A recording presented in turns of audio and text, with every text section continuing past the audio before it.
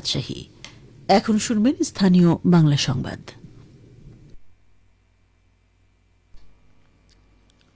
আসসালামু আলাইকুম।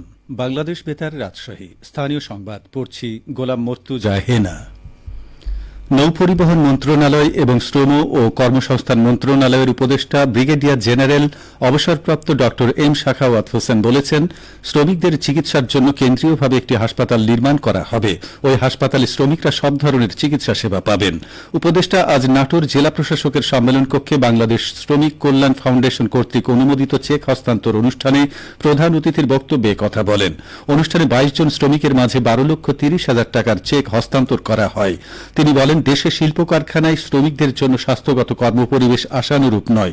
যেমন টেক্সটাইল সহ অন্যান্য কারখানায় দীর্ঘদিন কাজ করার ফলে তাদের স্বাস্থ্যগত অসুবিধা তৈরি হয়। এসব শ্রমিকদের চিকিৎসা ব্যবস্থা অপ্রতুল। অফিসগুলোতে একজন চিকিৎসক থাকলেও বেড নেই বললেই চলে। তাদের চিকিৎসার জন্য জেলা পর্যায়ের সদর হাসপাতালে কয়েকটি বেড বরাদ্দ রাখা হলে তারা উপকৃত হবেন।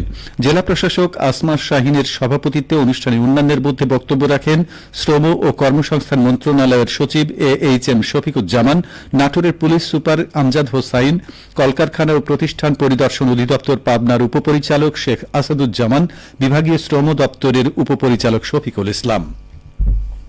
জুলাই আগস্ট ছাত্র জনতার অভ্যুত্থান বার্ষিকী উদযাপন উপলক্ষে ৩৬ জুলাই অর্থাৎ ৫ আগস্ট রাজশাহী বিশ্ববিদ্যালয়ে ছাত্র জনতার বিজয় র্যালি অনুষ্ঠিত হবে। র্যালিটি সকাল 10টায় সিনেট ভবন চত্বর থেকে শুরু হবে। র্যালি বাস্তবায়নের দায়িত্বপ্রাপ্ত রাবি প্রক্টর প্রফেসর মোহাম্মদ মাহবুবুর রহমান শিক্ষক, শিক্ষার্থী, কর্মকর্তা, কর্মচারী সহ সংশ্লিষ্ট সকলকে র্যালিতে যথাসময়ে অংশগ্রহণে আমন্ত্রণ জানিয়েছেন। এদিকে জুলাই আগস্ট ছাত্র জনতার অভ্যুত্থান বার্ষিকী উদযাপন উপলক্ষে আগামী ৫ আগস্ট দিনব্যাপী নানা কর্মসূচি গ্রহণ করেছে পাবনা বিজ্ঞান ও প্রযুক্তি বিশ্ববিদ্যালয়। আজ দুপুরে বিশ্ববিদ্যালয়ের জনসংযোগ ও প্রকাশনা দপ্তরের অতিরিক্ত পরিচালক ফারুক হোসেন চৌধুরীর স্বাক্ষরিত এক সংবাদ বিজ্ঞপ্তিতে এ তথ্য জানানো হয়েছে। সংবাদ বিজ্ঞপ্তিতে বলা হয়েছে, ৫ আগস্ট সকাল 10টায় প্রশাসন ভবন থেকে ছাত্র জনতার বিজয় র্যালি বের হবে। এরপর সকাল 11টায় বিশ্ববিদ্যালয়ের কনভেনশন হলে প্রথম শ্রেণী থেকে পঞ্চম শ্রেণী পর্যন্ত শিক্ষার্থীদের নিয়ে জুলাই আগস্ট গণ অভ্যুত্থান বিষয়ক চিত্রাঙ্কন প্রতিযোগিতা অনুষ্ঠিত হবে। বাদ আসর থেকে কনভেনশন হলে স্মৃতিচারণমূলক আলোচনা অনুষ্ঠান এবং বিভিন্ন প্রতিযোগিতার পুরস্কার বিতরণ এবং বাদ মাগরিব সাংস্কৃতিক অনুষ্ঠান অনুষ্ঠিত হবে।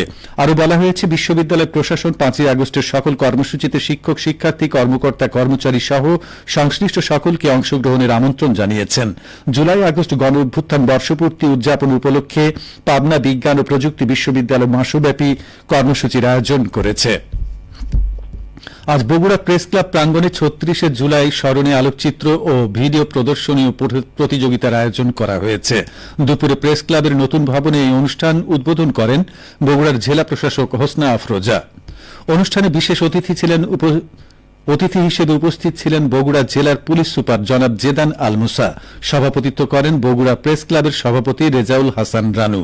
প্রদর্শনী ও প্রতিযোগিতায় জেলার বিভিন্ন পর্যায়ের আলোকচিত্র শিল্পী ও ভিডিও নির্মাতারা অংশগ্রহণ করেন। ৩৬ জুলাইয়ের প্রেক্ষাপটে নির্মিত আলোকচিত্র ও ভিডিওতে উঠে এসেছে ইতিহাস, আন্দোলন ও স্মৃতির নানা অনুষঙ্গ।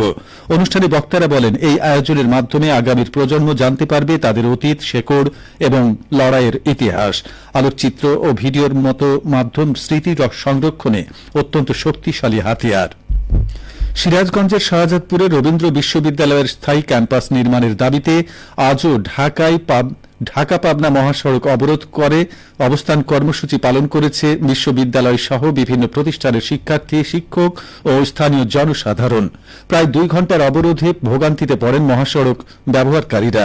আজ সকাল 10টা থেকে ঢাকা পাবনা মহাসড়কের জেলার শাহজাদপুর উপজেলার বিসিক বাসস্ট্যান্ড থেকে দিলরুবা বাসস্ট্যান্ড পর্যন্ত অবরোধ করে অবস্থান কর্মসূচি পালন করা হয়। কর্মসূচি চলাকালে বিক্ষুব্ধ শিক্ষার্থী, শিক্ষক ও স্থানীয়রা বলেন, দীর্ঘ 9 বছর অতিবাহিত হলেও স্থায়ী ক্যাম্পাস পায়নি রবীন্দ্র বিশ্ববিদ্যালয়। ভাড়া ভবনে কোন রকমে একাডেমিক ও প্রশাসনিক কর্মকাণ্ড চললেও বিশ্ববিদ্যালয়ের সুবিধা পাচ্ছে না শিক্ষার্থীরা। নেই কোনো আবাসিক হল, খেলার মাঠ। শিক্ষা মন্ত্রণালয় থেকে 519 কোটি টাকা প্রকল্প অনুমোদন দেওয়া হলেও একনেকে ডিপিপি অনুমোদন দেওয়া হচ্ছে না। অতি দ্রুত ডিপিপি অনুমোদন দিয়ে ক্যাম্পাস নির্মাণের কাজ শুরু করতে হবে, অন্যথায় সড়ক ও রেলপথ অবরোধের কর্মসূচি দেওয়া হবে। সবশেষে আবহাওয়া। আজ রাজশাহীতে সর্বোচ্চ তাপমাত্রা ছিল 32.6 ডিগ্রি এবং সর্বনিম্ন 24.8 ডিগ্রি সেলসিয়াস। বিকেল 3টায় বাতাসে আপেক্ষিক আর্দ্রতার পরিমাণ ছিল 85%।